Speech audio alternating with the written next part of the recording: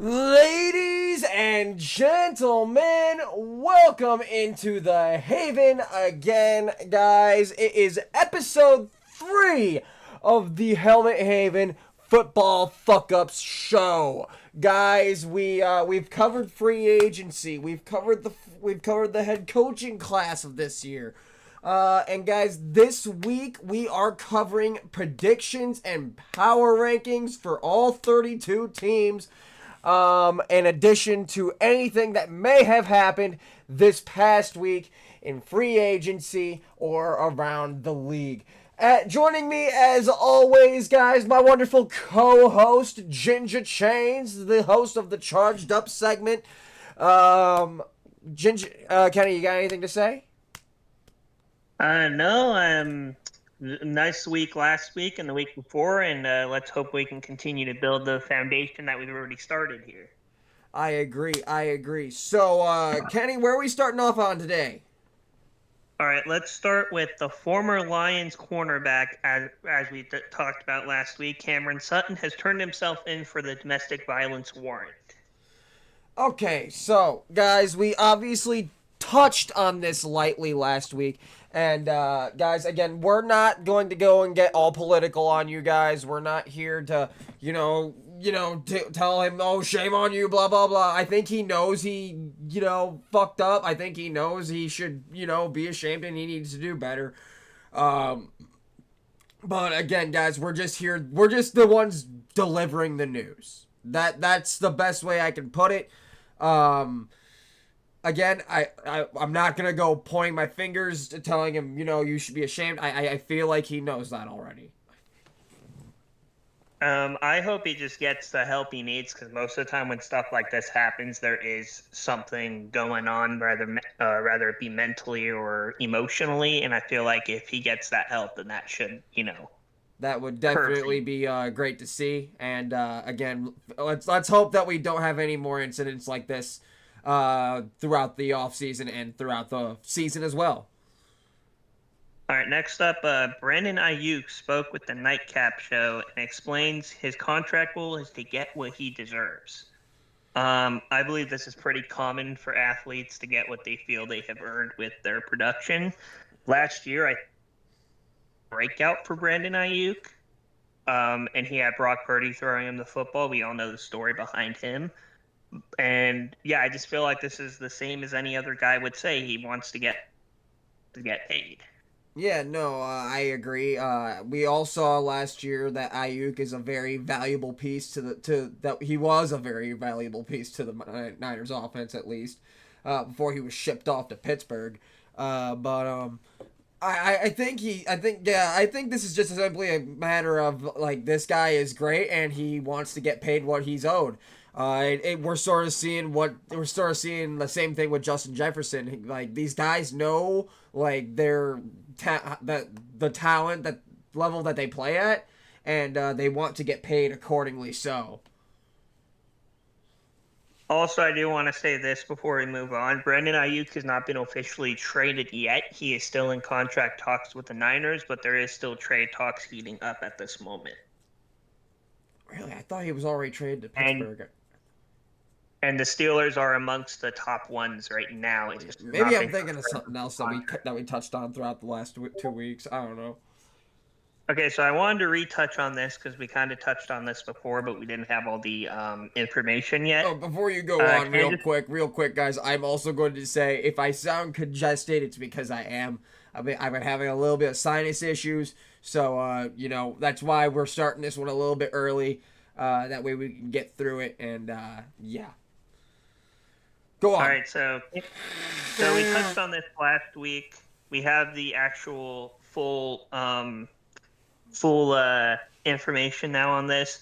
Kansas City does trade Delirious Sneed and a seventh round to the Tennessee Titans for their seventh this year and a third next year, as well as Sneed signing a contract extension with said Tennessee Titans, a 4-year deal with 74.6 million or $76.4 million, which includes 55 million guaranteed and a $20 million signing bonus. Interesting.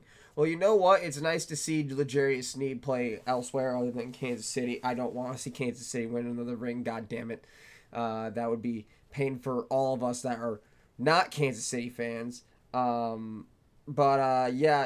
Again, just I think we touched on this enough already in the last 2 weeks. We've covered it. So yeah, I'm not really gonna go into detail on it.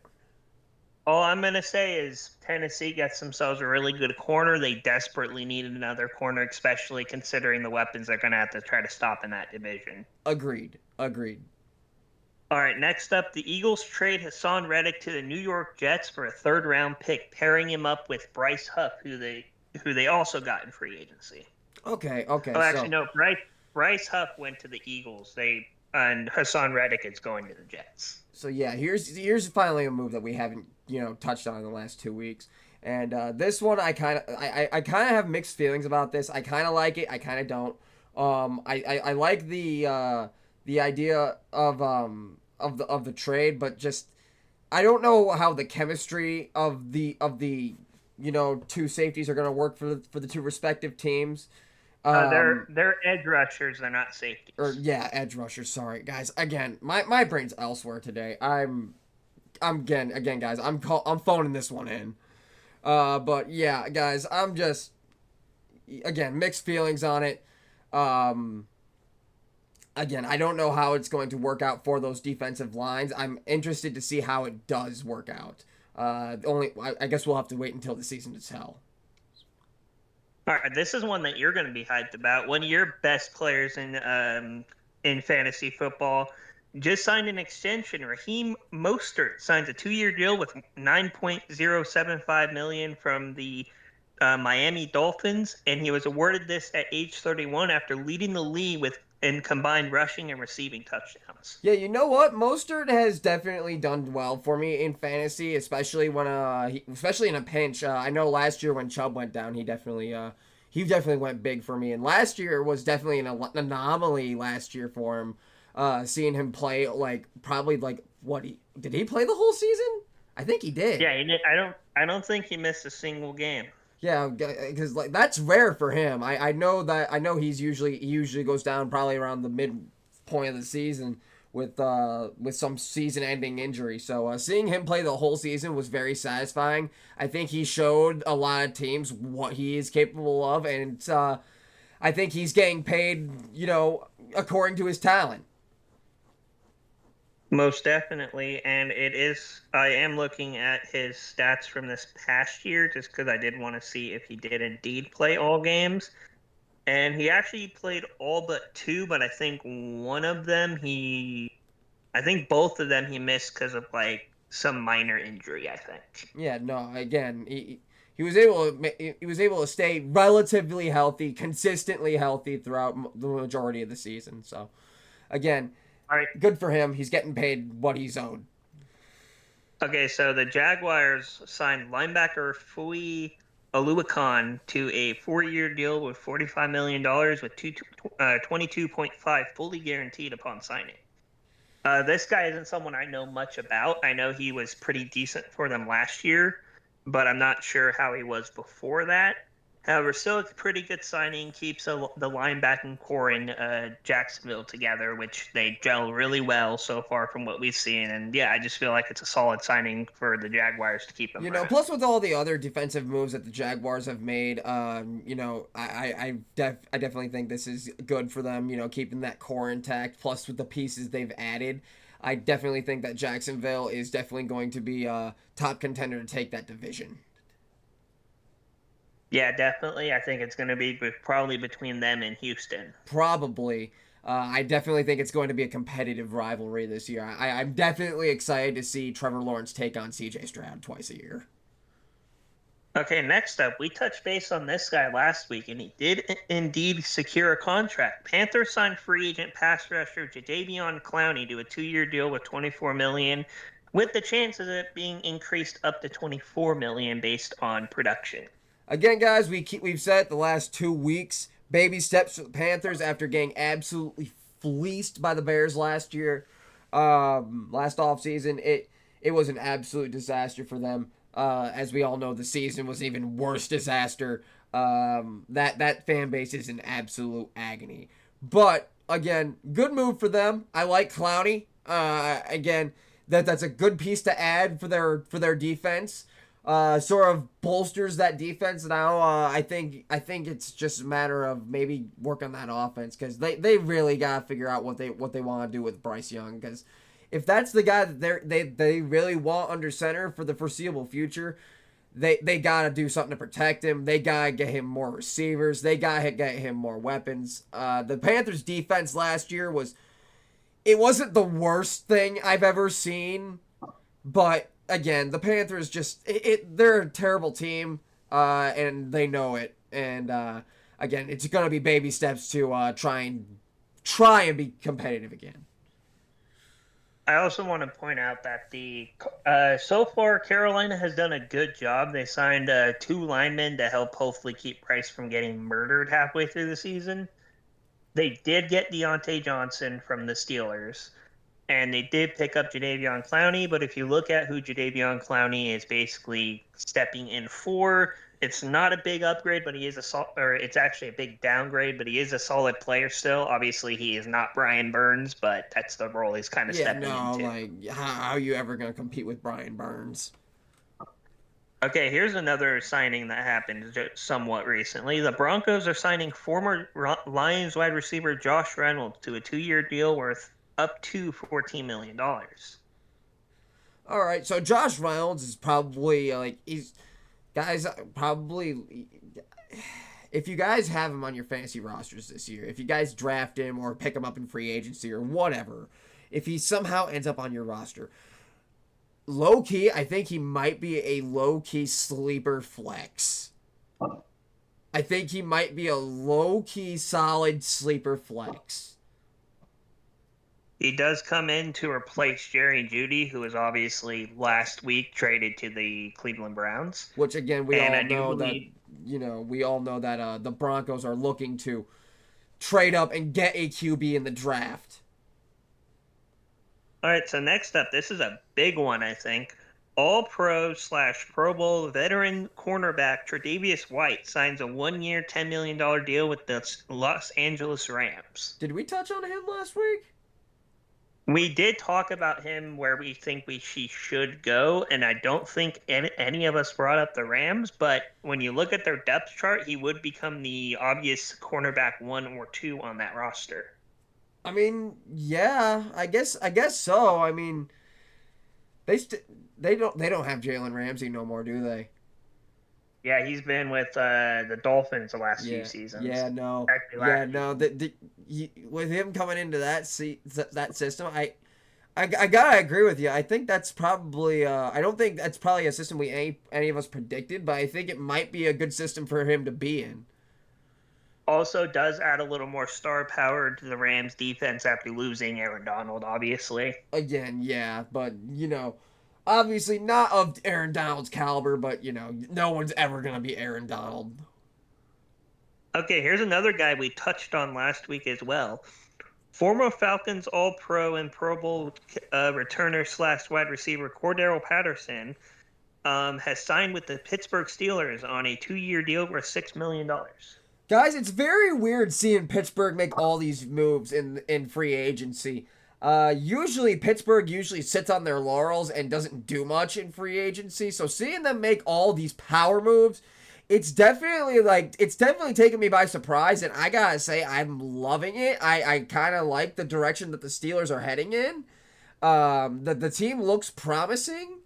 Especially with the with all the big signs that they're getting in free agency, guys. I can't even remember the last time I saw the Steelers pay a premium player in free agency. So this offseason for the Steelers has definitely been fun to watch.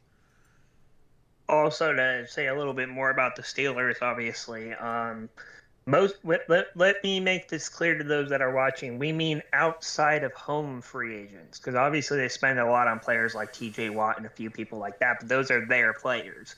They don't go out and bring in a lot of new guys. All right, so the next thing we're going to talk about is the Cowboys and Dak Prescott mutually understanding of his contract situation.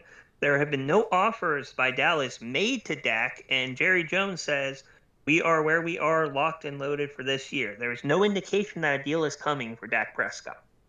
I really don't know what else to say that wouldn't just come off as ragging on the Cowboys, but I want to see them move on from Dak. I don't think Dak is the guy. I don't think Dak is going to get them anywhere. Dak has shown that he's capable of just doing the same old Cowboys trick, play great in the regular season and then, choke before you even make the NFC Championship. The furthest he's made is the divisional round. And I want to see them move on, but with how much they paid him, I don't know if they will. I think they're still probably going to end up making Dak an offer in the end. See, what I want to point out too specifically is the free agency class at the quarterback position for next year. If this does go through, he would be among the top names on that list. Currently, the top names would be Russell Wilson, Dak Prescott, Jared Goff, Jimmy Garoppolo, Jordan Love, Sam Darnold, and Trevor Lawrence. Like I said, guys, I feel like the Cowboys are probably still going to sign him, and he's probably going to play another year for the Cowboys at least one more season. Yeah, I think so too. That is a pretty stacked quarterback class, but if you noticed, a lot of those names are probably not going anywhere. Yeah. For example, Trevor Lawrence, probably not going anywhere. Okay, so next up we have the Green Bay Packers signing former Vikings kicker Greg Joseph. You know what? I know we touched on this in episode 1, but I like seeing all these moves made amongst division rivals. I think it's definitely a nice shakeup for the kind of bland off seasons we've had in the past. So seeing all these moves within the divisions is definitely it's taken me oh, okay, this is definitely going to be interesting to watch. To say the very least. On the topic of Greg Joseph, this is actually a massive move for Green Bay, as their special teams unit has been kind of questionable the last few seasons. And by questionable, we mean fucking abysmal. Yeah, that. Greg Joseph also led the league last year in game-winning field goals with 5. Hey, you know what? Good. You know what? Good move for the Packers. You know what? They made the NFC Championship, guys, last season with the youngest roster in the league. So this team is obviously going places, and I definitely think if you're a new fan coming into the league, I definitely think the Packers are going to be one of the teams you definitely are going to want to watch, as they have a lot of young talent, and they seem to have a lot of just talent in general. All right, next up, this is kind of big for football in general, as the NFL trade deadline has been moved from the week 8 on Tuesday to week 9 after the week 9 games instead of after the week 8 games. So this could definitely shake things up for the league, and you know what? I'm all for it. Move the trade deadline back another week. I definitely think that this is going to be a fun move. Just giving teams an extra week is going to make that mid-season roster mania. It's sort of just crazy, I think, especially when things really start to get heated up come week 8, week 9. Yeah, it's I feel like it'll also give teams an extra week to kind of obviously talk about, bringing in new players and all that stuff. Teams that struggle a lot, they get an extra week to maybe look at some of their targets a little bit longer. And so, yeah, that's probably a good move for the game of football in general. So, next thing we're going to bring up is the Saints, who are preparing for a real possibility for Ryan Ramczyk to not be ready to play when football comes around, as it is reported that his knee has not responded as him nor the team has hoped it would. This would obviously leave a huge question mark on a Saints O-line that isn't that good to begin with, and losing an all-pro like Ryan Ramczyk would only make them that much worse. Yeah, you know what? And I'm not gonna lie, I'm a fan of Ramczyk. I think he's a great lineman. But that loss, especially on that all offensive line, which is again questionable to say the least, and by questionable, guys, again, we mean fucking abysmal. That's not good for the Saints at all, and especially not good for Derek Carr, who's going to be under center yet again. All right, so yeah, I agree. He's obviously one of the best tackles in the game right now, and losing him and already not having a good O line, Derek Carr, we talked about this last week, definitely not the answer there. And I think losing the protection that was already not that good is only going to make that more apparent, as he has never been able to elevate a bad O line from what we've seen. Speaking of So, Derek Carr, just real quick, I do want to say, like, I look at Derek Carr sort of the same way that the Bears were looking at Justin Fields. Like, this guy's done. Like, we've got nothing for him. Which, yes, I'm agreeing, Derek Carr's done, but I feel like the Raiders failed him, and he's just broken beyond repair at this point. I think at one point he had promise, and again, I think he's just broken. flashback to, I believe it was the 2015-2016 season when he was on a run for MVP before he, I believe, broke his femur. Yeah, no, it was not good. All right, so next thing we have to talk about is another retirement. Former Patriots and Bills running back Damian Harris has announced his retirement at only age 27. Young retirement, damn. But you know what? I'm sure he's got the bags to fucking go. I mean, I wouldn't see him retiring if he didn't. But that's definitely a big shocker for me. I would not expect a 27-year-old to retire. His currently, from what he says, obviously Harris says he is grateful for his stop with Buffalo. Um, I don't exactly know. Let me see here if I can find out what his injury was, because I'm sure there was some type of injury.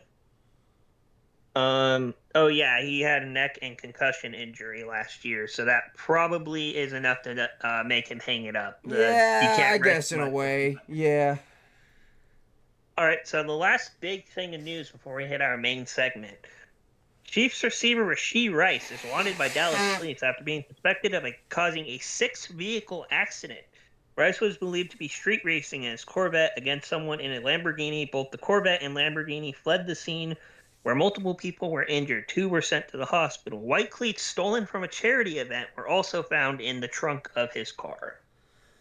As we said on the first topic that we covered on the show, we're not here to get political, and we're not here to dish out justice on this show. We're just the ones delivering the news.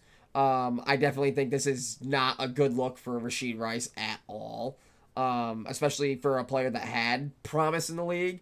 I hope he gets, gets what's the word I'm looking for? Disciplined accordingly, not just by the law but by the league. Because this could have damn well killed somebody, and he's very lucky that no one's dead. This situation kind of reminds me of a few years ago with with Henry Ruggs in that situation. Yeah, no, we don't need another Henry Ruggs situation in the league, guys.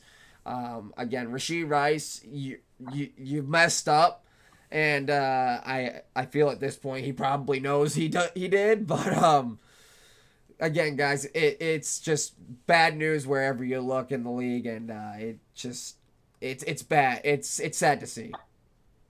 And coming off a rookie season that was very promising for him, this, much like the Henry Ruggs situation, this might just kind of put him behind bars for a bit and maybe even end the career a little bit early, or at least put it on pause.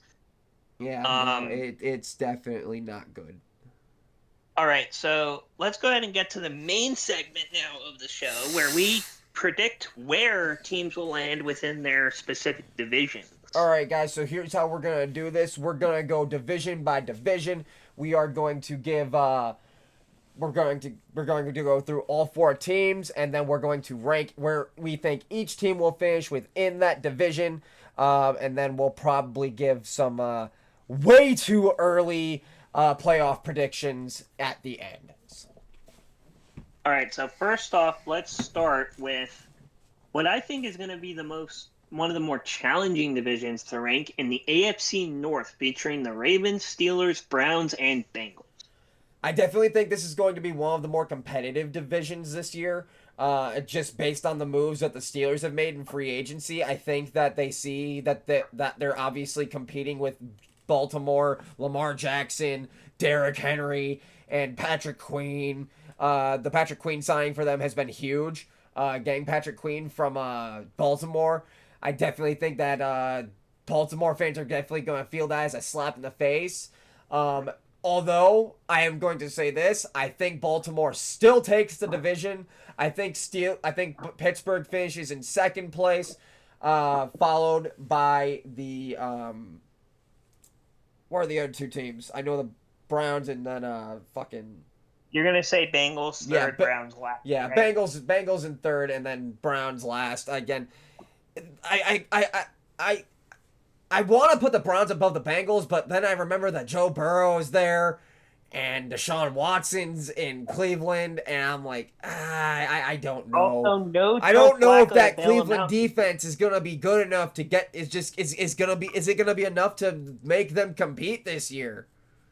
Also, they lost their secret weapon in Joe Flacco, so Yeah, no, like I said, it's probably going to be one of the more competitive divisions. But again, these are our predictions that are way too early. So again, watch the Ravens completely bomb it and finish dead last in the division or some shit. I don't know. The last 2-3 seasons have been complete acid trips, so I'm preparing myself for anything.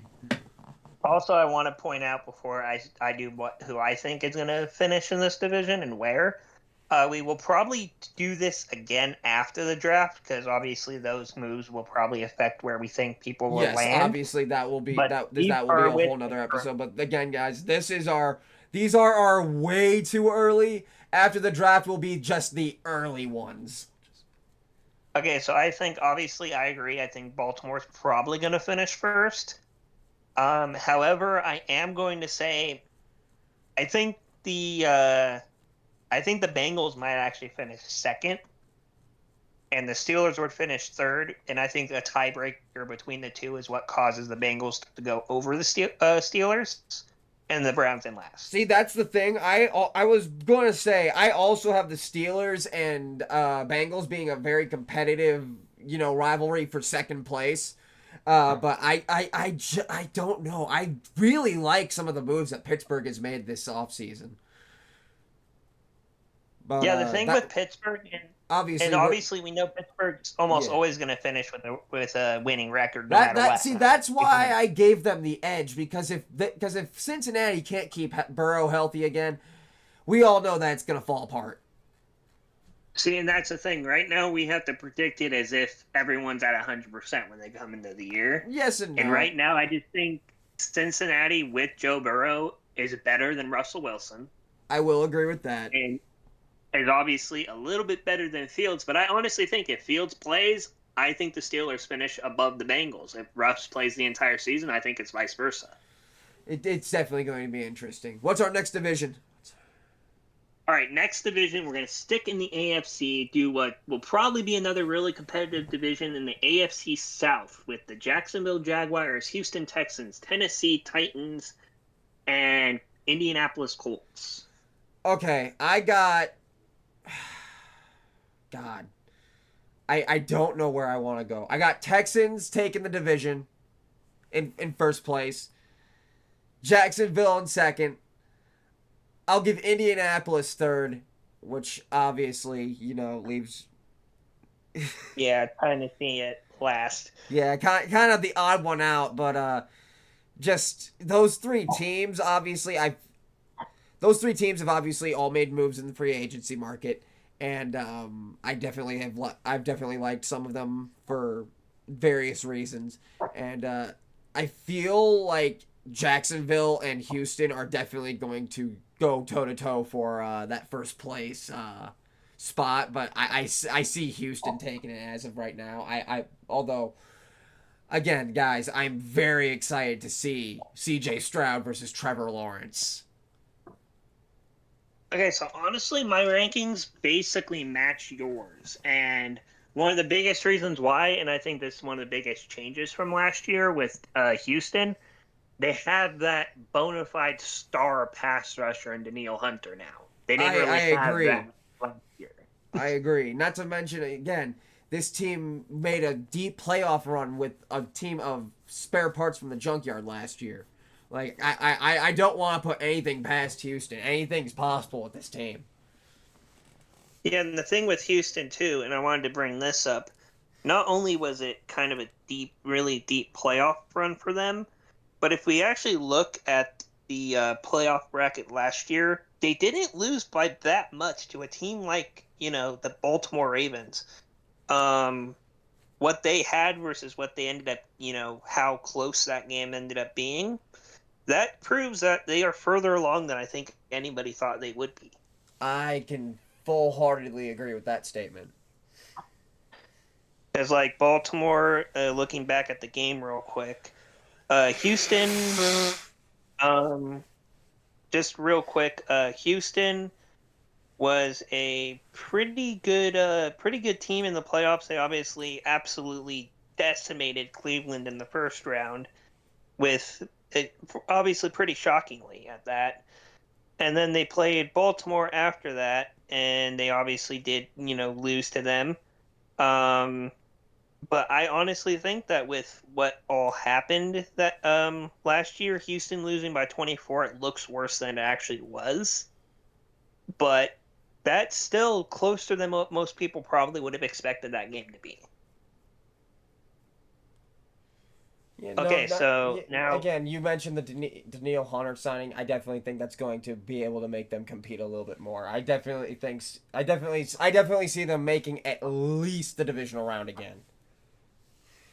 all right, so next up we have the AFC East, the Buffalo Bills, New England Patriots, New York Jets, and Miami Dolphins.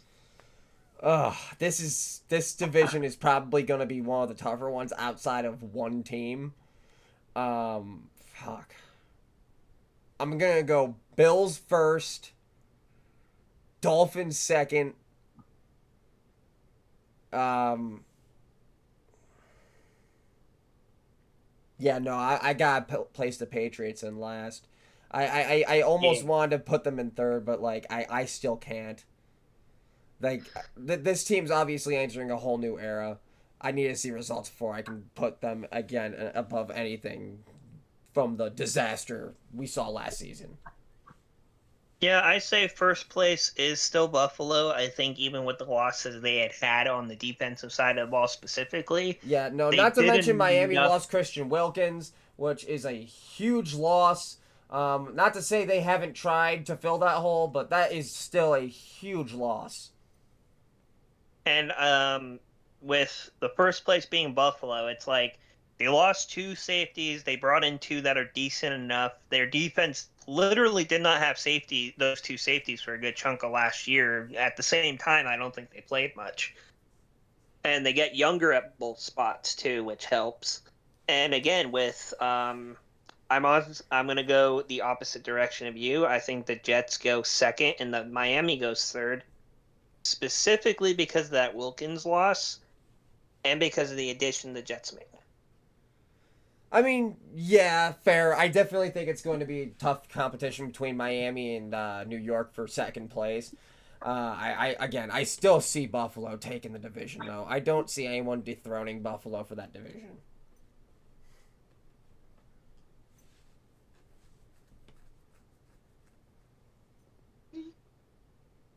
Bro, I don't even smoke. We good? Hold on.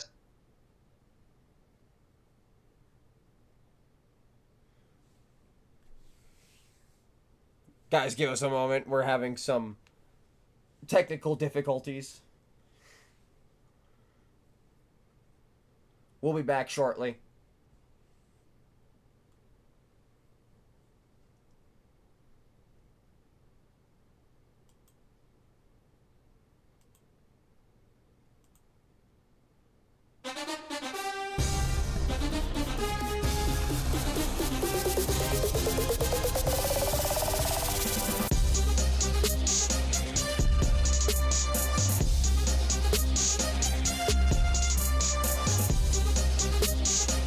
Anyway, sorry about that.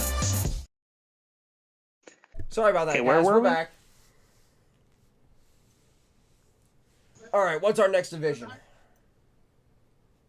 Let me finish the NFC East here. Oh yeah, I don't think we Yeah, finished that one, did we?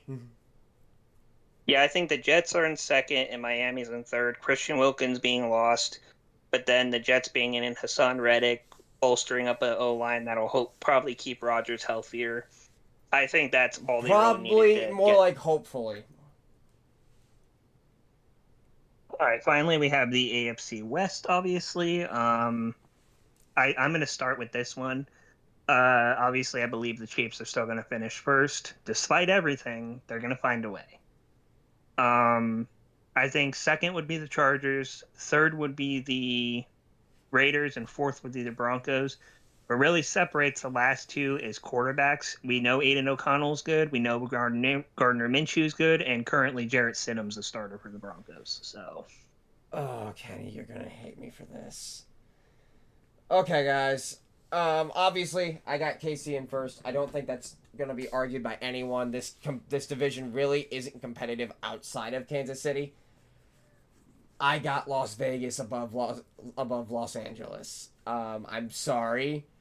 I definitely it's based on the amount that you guys have lost on offense, losing Austin Eckler, losing Mike Williams, losing Keenan Allen.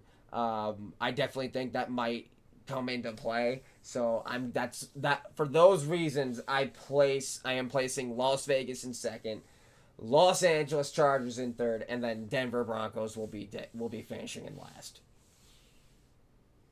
all right, well, we're gonna talk You a can tell me to little go bit more fuck about myself now. You can.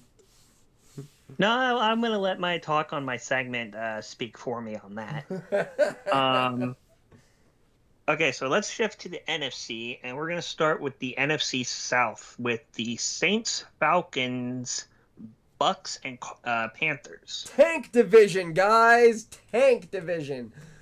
Guys, this is probably going to be a competitive division, but not for the reasons you think.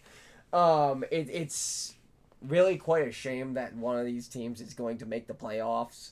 But again, at least one of them will. I got Panthers finishing in last. I don't think that there's going to be any argument there. Obviously, this team is kind of just in hell. Not even just football hell, but hell.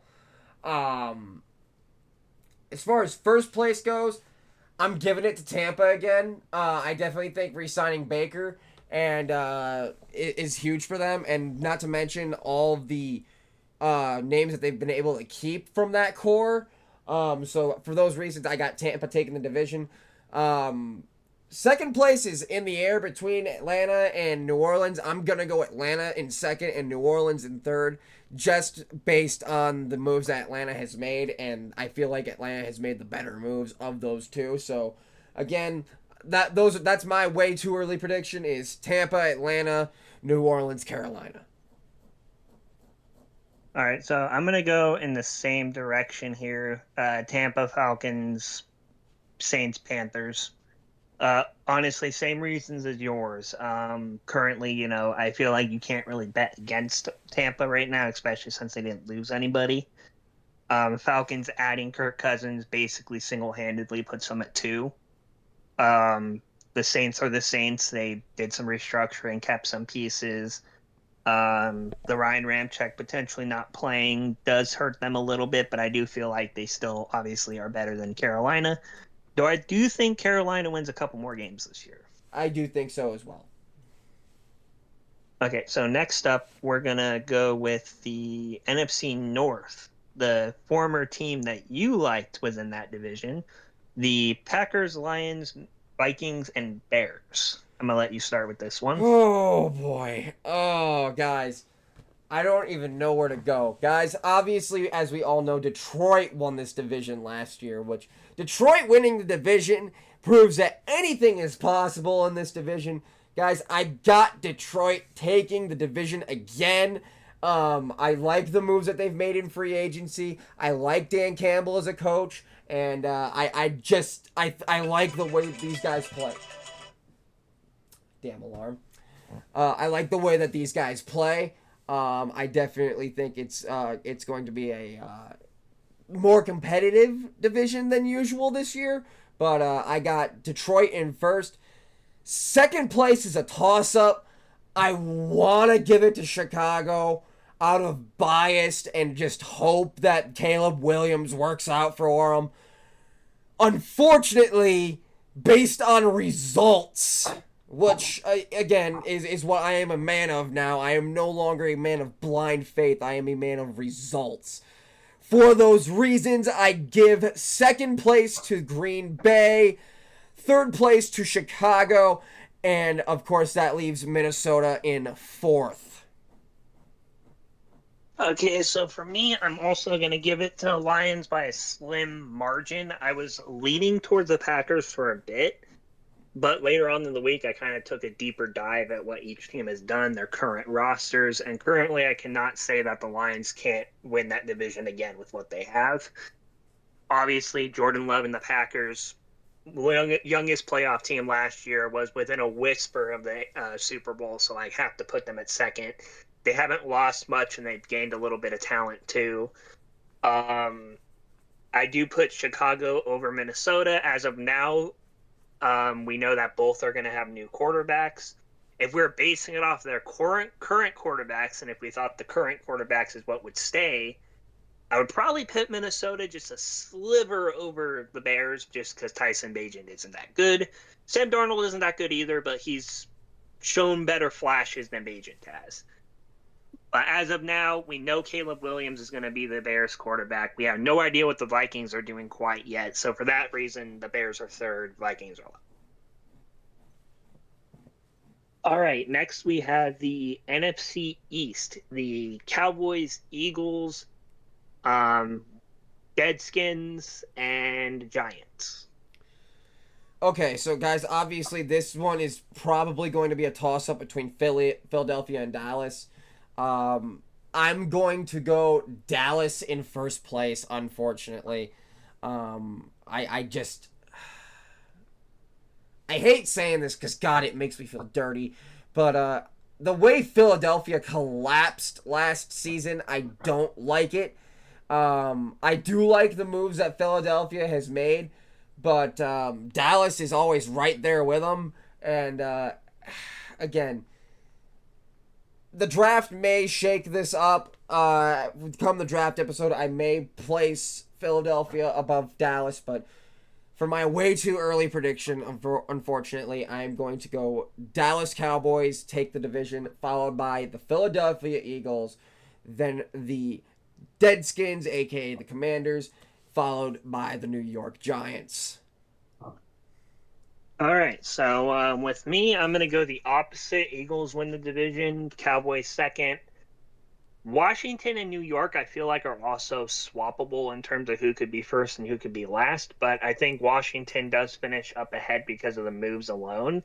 And obviously, right now, the Giants still have Danny Derps at quarterback, so you can't really put too much stock into him. Plus, he just lost his best weapon in Saquon Barkley. So, I honestly cannot put them any higher than fourth. The reason why I put Eagles 1, Cowboys 2 isn't just because of the moves the Eagles made and what the Cowboys have lost versus what they gained, but also because historically, there's never been a back-to-back winner, at least in the last like decade and decade and a half. So I'm going to go with the Eagles just based on that alone. All right, fair enough. Finally, we have the NFC West with the Niners, Seahawks, Cardinals, and I forgot the last team. Seahawks, Cardinals, And the Rams. Niners, and the Rams. Okay, that's who I was thinking of.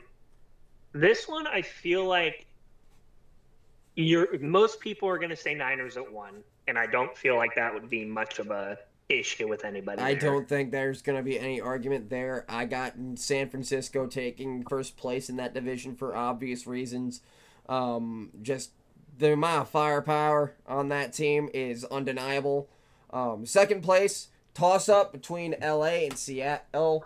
I do like the moves that LA has made in free agency a bit more than Seattle's, though. So for that reason, I am placing LA above Seattle.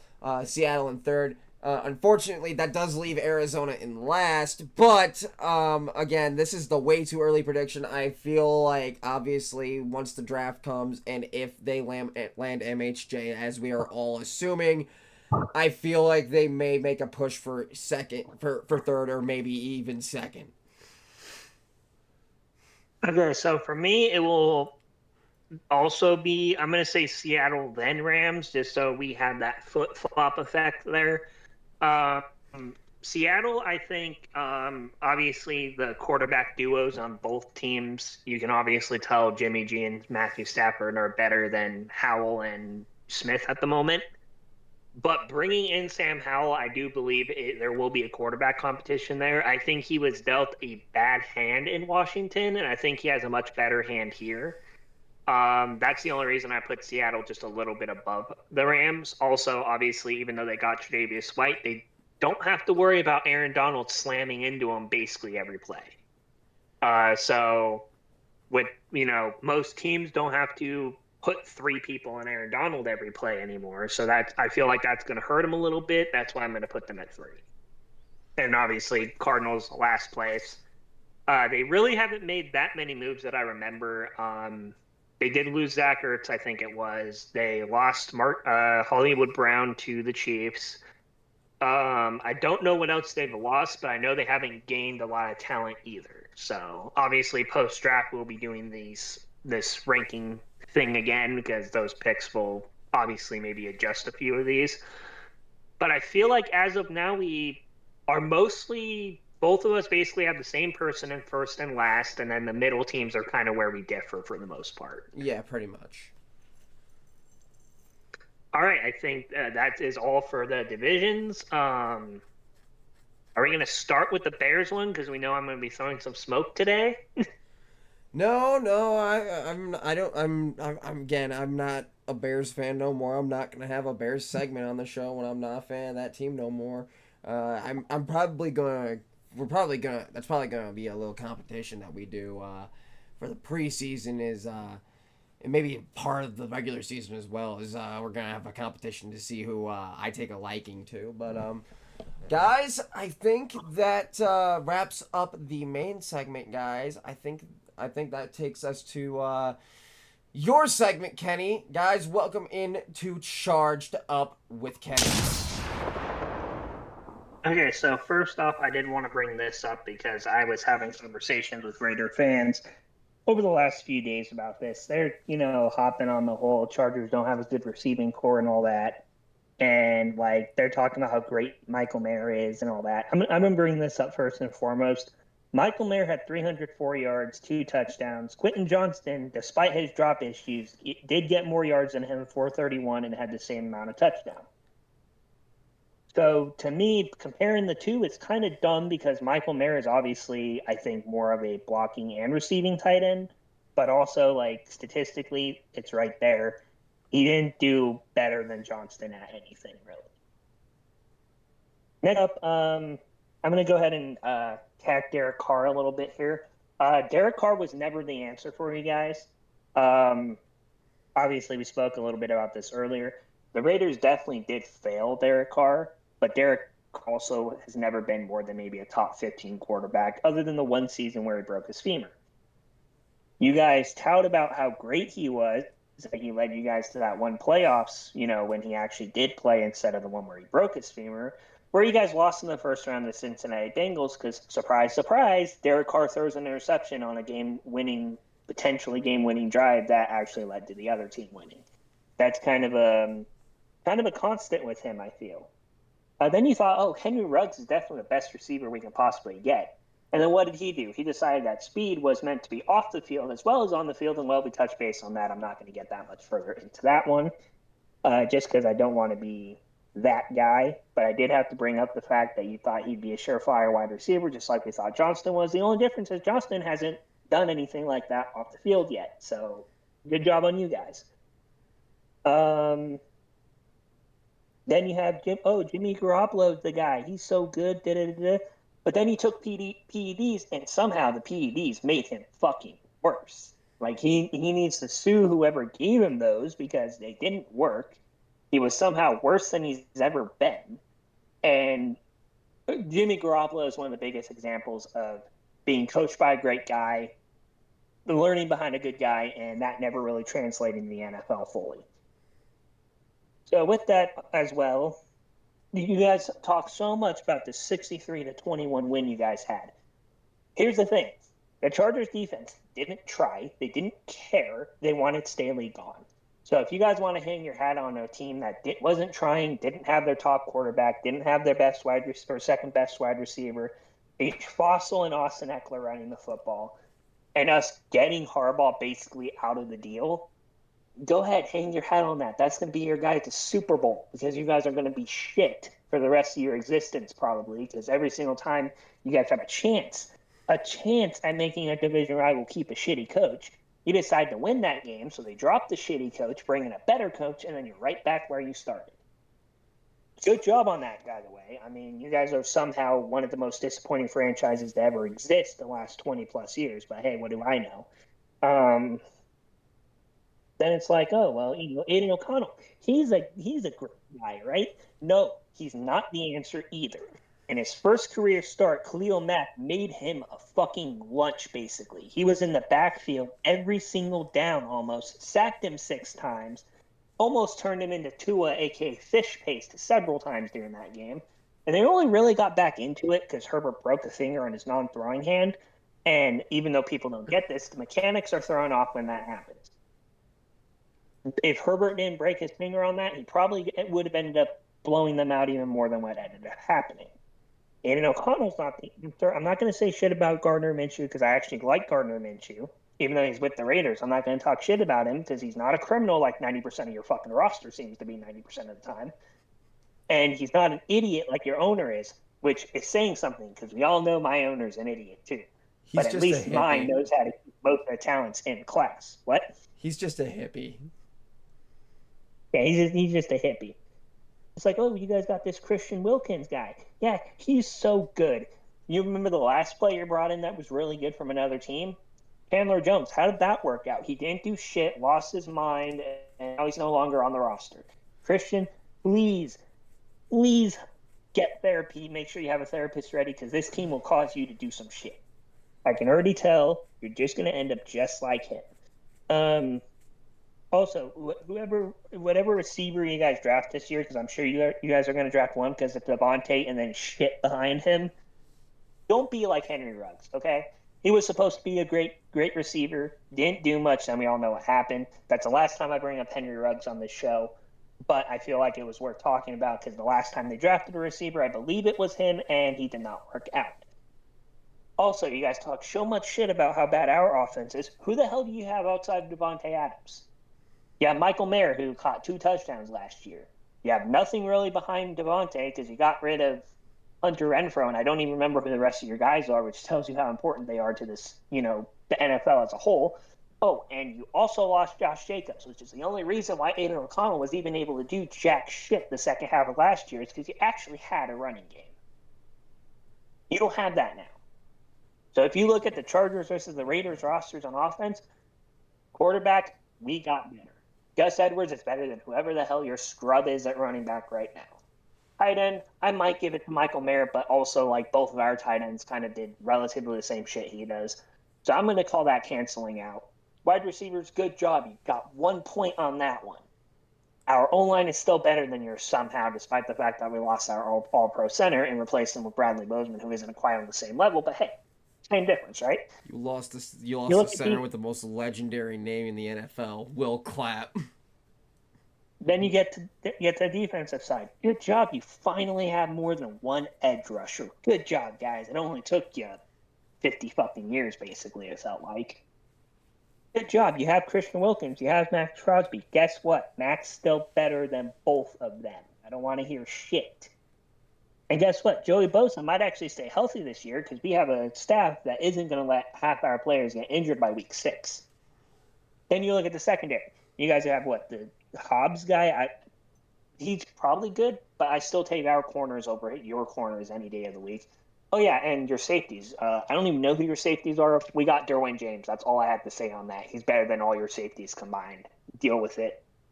Linebacker core. I don't really know much about the linebacking core on either team right now. I know our middle linebackers, I think, are better than your middle linebackers, but I don't know who your other linebackers are. Either way, our defense outperforms yours in basically every category when they actually try. Lastly, kicker-wise, we got Dicker the Kicker, legendary nickname, basically going to be probably one of the best kickers in the league for a while. You have Daniel Carlson, who is all, but in order to be great at kicking, you need to get in field goal range, and you guys, I don't think are going to do much of that when we play. Overall, Raiders, you can literally be in last place if it wasn't for Jared Stidham. So if I were y'all, I'd shut the fuck up and wait after the draft before you start talking shit anymore. That's all I had to say about that. My segment was mostly just roasting the Raiders, but Charged Up is basically about roasting the other teams and talking good about my team. So it's it's your time to be biased. I was smiling like a dipshit the entire time you were going off, dude. There was passion behind that. I like Angry Ken. That was fun. Stay tuned next week where I decide to roast the Broncos because fuck them too. I can't wait until you go off on the Chiefs, man. All right, then I think that does end the show there, I believe. Nope. We still have the title segment. Oh yeah, fuck up of the week, guys. Welcome to the final segment. The segment the show's based on. Guys, welcome to fuck up of the week. It was at I'll be this honest moment with that you, he I knew didn't really have he anyone fucked up. selected yet for fuck up of the week. I think I'm still gonna go with Dallas at the moment. See, I want to haven't done try and it. stay away from repeats as much as we can because I feel like we might have some of those during the season. So I feel like during the off season we might want to try and stay away from those. Okay, actually, fuck up the week, Rashee Rice. Yeah, fair. Yeah, no, that's definitely a good one. Guys, Rashee Rice, fuck up of the week. Obvious reasons. You can't be street racing. Again, he's lucky he didn't kill somebody. Rashee Rice, there's your award for fuck up of the week. You done fucked up, pal. All right, well, that ends the show there, I'm pretty sure. I'm going to go ahead and say my last thoughts here. Next week, I think it would be fun to talk about starting quarterbacks maybe next week currently that are on the rosters. I think that would be a nice, fun thing to do. I think that might be a better idea for after the draft. I do think it might be, but we can't really, for show purposes, we do need to figure out something for next week. Yeah, we will have to have a discussion about that off the air, but yeah, I definitely think that's a good idea, but I feel like that's an idea that we save for after the draft. Also, I do want to touch base on this real quick. I think the week after next is when we should probably do our mock draft. Yeah, fair. I definitely think that's Because fair. then it'll be about a week before the actual draft starts. It'll be a little bit over a week or so, but that way it'll give us some time to kind of look at basically all the information and who we think will go at each place. Obviously, we're pretty sure who number 1 and probably 2 and possibly 3 are going to be, but everyone after that is going to be fun to try to mock draft. And But again, that's the guys, week we after. are going to try and do a live reaction for the draft, at least the first round of the draft, because again, that is probably the most important round of the draft. But nothing is set in stone as far as that goes yet. Anyways, guys, thanks for watching the show again this week. This is the 3rd week in a row. I feel like we've gone for a little over 2 hours this time, but we seem to be going. No, we've 2 to only 3 gone hours. for about an hour this week, but you know what? I feel like that's fair considering we've done 3 hours the last 2 weeks. Yeah, and it's So a bit of a shorter episode, bit of a smaller dose for you guys, but again, it's the content that we're putting out there. We're just trying to get content out there for you guys to enjoy at the moment. So take it for what you will. We hope you guys still enjoyed it. Yep, and obviously him and I will be discussing what we're going to talk about next week, and obviously we'll bring that up to you when we start the next episode, which, reminder for everyone that was watching since number 1 and those that are coming in late, we will be doing our podcast next week on Wednesday, not on Monday. Again, that is correct, guys. That again, we are moving from Mondays to Wednesdays. I know we started early this week. That is again because I've been having sinus issues, guys. As you guys can probably tell, I've sounded a bit nasally all live stream, but yeah, we are moving from Mondays at noon Central to Wednesdays at noon Central, mostly for reasons that once the season starts, it'll allow us to cover the entire week of action and also give us a day to absorb what happened if we have any heartbreaking losses, as I'm sure both of us will experience this season. It comes with the territory. Any closing thoughts, Kenny? No, just thanks for another great thanks for being around for another great show, you guys. Again, it's shorter, but I think we earned a shorter one after 2 pretty decent length ones, and we'll probably get back to a decently long podcast next week. I do want to preface this. When it's on Wednesday, I'll probably be at work, so there will be times where I'll have to mute, step away, all that. But that's why there's 2 of us instead of just me. He can keep the show going for the couple minutes I might not be able to speak. Yeah, I know. We had a moment where he did step out. I just played the theme for a minute because that was like not even worth just going on about. But hey guys, good show in overall, and guys, we hope to see you guys again next week. Guys, we're gonna hop out of here. Guys, thank you for watching episode 3 of the Helmet Haven Football Fuck Up Show, and yeah, bye guys. We will see you guys next week.